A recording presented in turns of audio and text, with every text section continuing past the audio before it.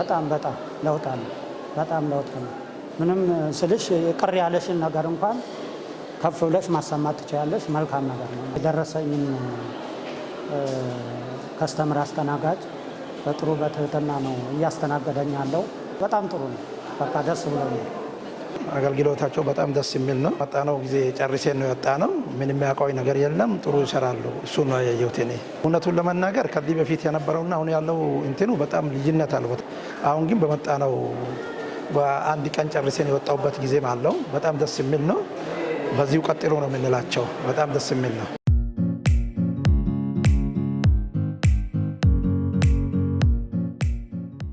አሰጣጡ ጥሩ ነው። በጠዋት ነው የመጣሁት። ተመዝግቤ ቁጥር ወሰድኩ። በዛ መሰረት ገባሁ።